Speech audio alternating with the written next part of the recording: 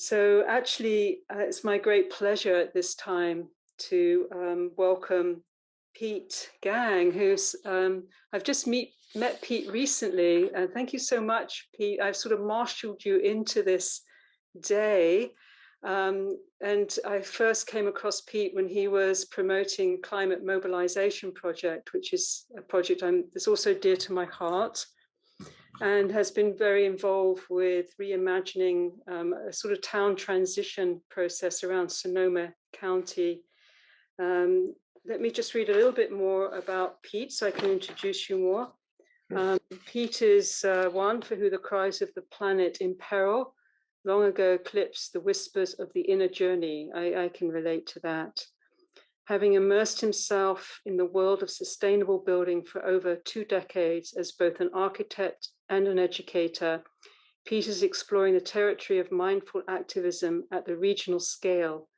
All 9 cities in Sonoma County have passed some form of climate emergency resolution. The task now is getting them to match promises with bold transformative actions. So this is really where the rubber hits the road, isn't it, Pete? So how do we, all of these things that need to happen? So you've listened in to all of these presentations, and just invite you to share what you feel is up for you in response. Thank you so much. Thank you, Tanisra. Yes, it has been an amazing day so far. And I apologize, I do have more words to share with you, so you may need to do some more tapping. But that is how I had planned to communicate, so forgive me for that. Yeah, against the background of everything that we've heard so far, the inner perspective, the historical perspective, the broader outlook, I want to narrow the focus to actions, what we can actually do or hope to do or try to do to affect transformative climate actions. So my presentation is short, and I want to focus on actions here in Sonoma County, just north of San Francisco, where I have been focusing my efforts in the last couple of years. My own crooked inner journey began over 2/3 of a lifetime ago. And I have been steeped in the notion that before one attempts to go out and fix the world, one must first attain some measure of inner stillness. A fire breaks out in the kitchen next to a meditation hall full of meditators. Who puts out the fire? I'll leave it at that. On the professional level, for the last 30 or so years, I've been a practicing architect. For most of those years, I've been teaching natural building methods and green building sustainability topics to adults and nearly adults. As the years went by, I kept expanding the scope of the inquiry to include global water resource issues, global food issues, global inequities, and more. And in the whole bundle of topics, energy issues always occupied the single most prominent area within the whole wide world, largely propelled by what we used to call climate change, what we now see as climate chaos or climate disruption or climate emergency. As the years went by, I was motivated to dig deeper and deeper into climate science and into the last 30 years or so of international climate policy negotiations, and ultimately into how we as humans choose to ignore most of the foregoing. In 2016, just prior to that year's ill-fated presidential elections, I threw in my lot with a young nonprofit called the Climate Mobilization.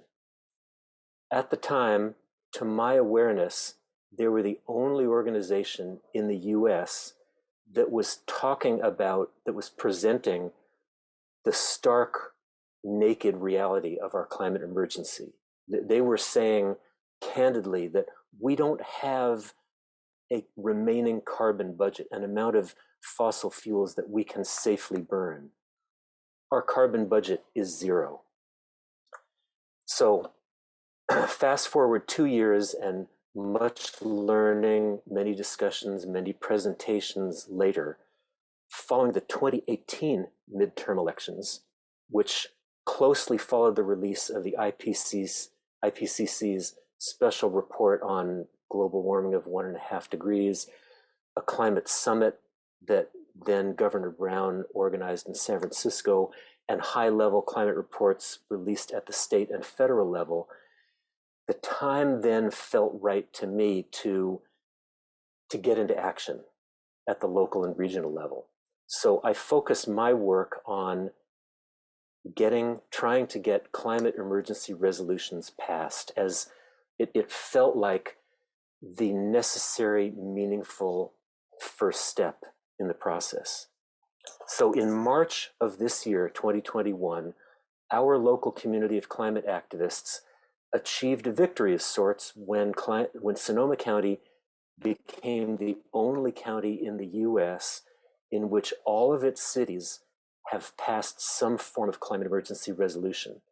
And 6 of the 10 jurisdictions have a stated goal of carbon neutrality by 2030. I imagine that this achievement would be noteworthy on a national level, so I wrote and distributed a press release. It turns out I was mistaken. There was exactly no coverage. But still, I think we can take a moment to pat ourselves on the back on this illusory, ephemeral victory. But this victory is really as transient as a sneeze. The challenge that now confronts us is moving from the heartfelt expressions of concern to real transformative changes in how we organize ourselves on the planet, how we shelter ourselves, how we feed ourselves, how we relate to one another. From business as usual to new ways of living together that will keep alive the possibility that future generations will be able to live their lives on a planet with environmental conditions similar to the ones that nurtured life as we know it.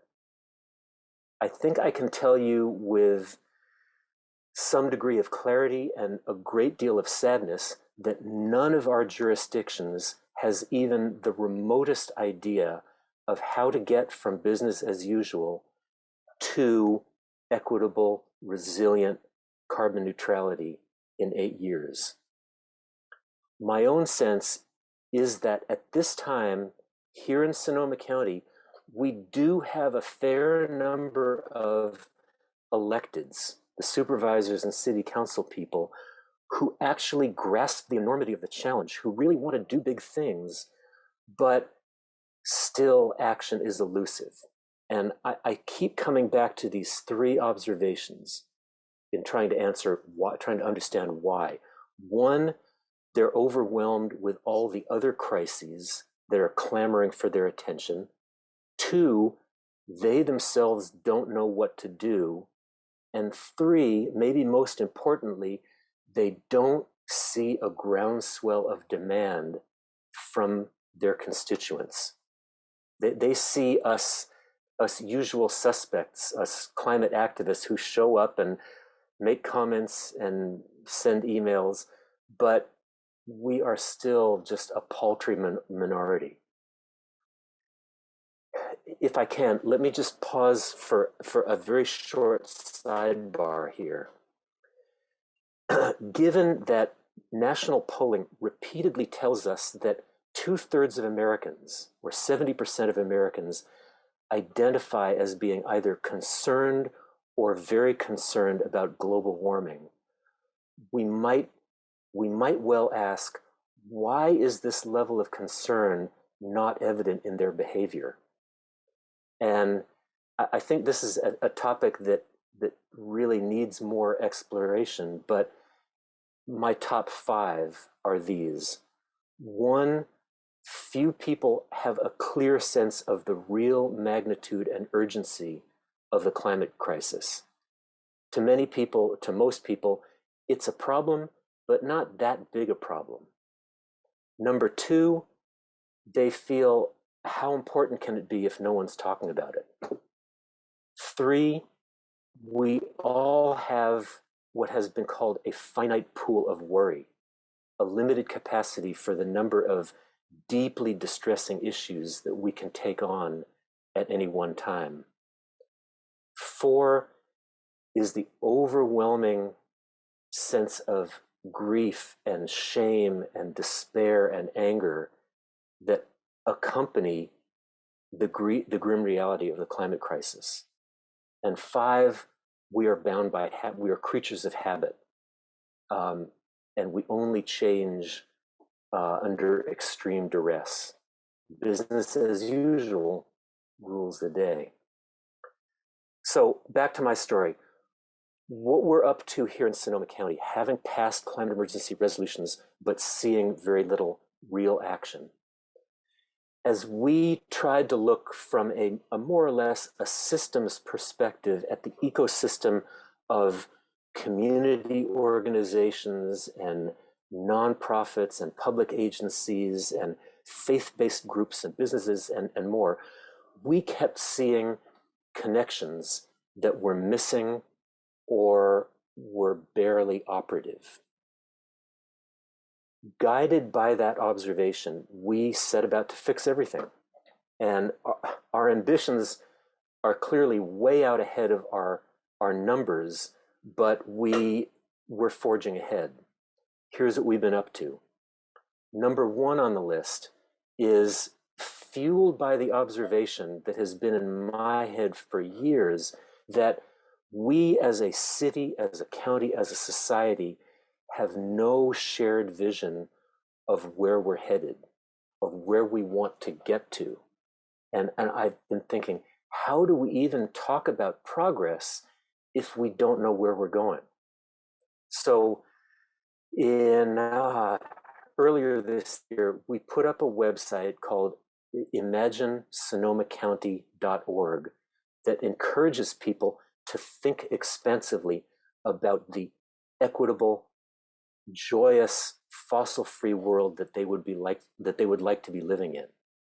We then added a section on policies that might move us toward those visions, but I'm getting the sense that discussions of vision and discussions of policy for most people don't pair well. So as it is now, the website is up there, but it's due for an update. So next, in order to connect with people and align our values and to give evidence of our growing numbers, we created what we called a groundswell letter as a Google form asking individuals, organizations, and businesses to acknowledge and affirm their support for bold, equitable climate action. And beyond support for climate action, we are in the process of evolving a list of guiding policy intentions that can serve as a framework for the work of all of our community groups and nonprofits and government entities. Another effort that we have been involved in that was necessary but clearly insufficient is linking together the community groups that already exist in many of our communities that are working on local climate actions, but until now have been operating in silos. So through a couple of Zoom meetings and a new Slack channel, they now have the possibility of communicating and coordinating with each other. we're also in direct communication with our local elected officials. It turns out that they are also us. And I've had some good conversations with city council people on the subject of what's standing in the way of meaningful climate action. There have been some fruitful discussions, but it's really sad to me to hear that they often list staff time and money as the biggest impediments. Okay, just a couple of other things. We have painted big banners and hung them over freeway overpasses in support of the recent Sunrise trek, demanding good jobs for all. We are considering putting together and maintaining a calendar of events, both singular events and regularly scheduled meetings. But without argument, the biggest missing linkage is the disconnect between the elected policymakers and the people they serve. Gandhi famously said, "When the people lead, the leaders will follow." I think we all know this to be unarguable. We have heard from some of our more committed electeds here in the county who keep imploring us to keep showing up. So one of our most important efforts is to create and sustain what we're calling the groundswell. And we sense that the groundswell is created and sustained through a wide variety of conventional and unconventional methods. Stickers, stencils, postcards, billboards, street art, street protests, skywriting, op-eds, letters to the editor, and more. And we're open to all. In closing, I just wanted to echo this idea that we are living in truly momentous times. The challenges we face are enormous. The risks are almost beyond comprehension, and time is not on our side. The hazard of working entirely within the system is that one has to keep actively disarming the alarm system, and one has to be content with the speed of government, which is unacceptably slow. The hazard of working entirely outside the system is a recurring feeling of impotence because the system marches on despite our best intentions. So I want to close with this from author Terry Patton. If it's too late, we can at least write the end of the human story well through self-understanding, love in action, brother-sisterhood, elegance, and genius. Thank you. Thank you so much, Pete. That was really fantastic. Just really fantastic. Thank you so much. Just so many pieces. I'm sort of left with, it's almost like there's just this, there's so much emergent now.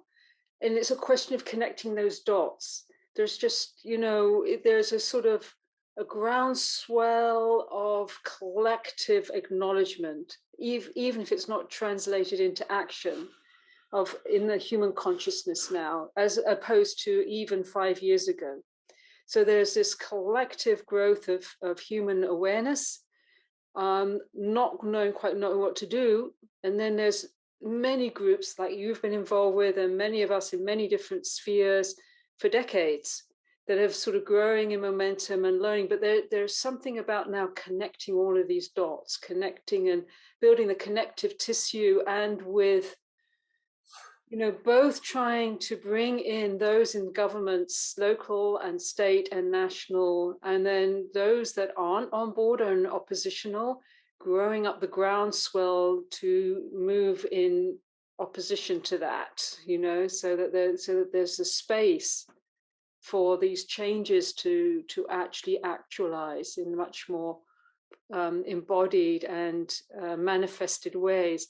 But I love, while we're sort of ferreting away on the human realm, I love this quote from Nisargadatta, one of the great non-dual teachers of our times, contemporary. He's passed over, where he said, reality comes in the form of the unexpected.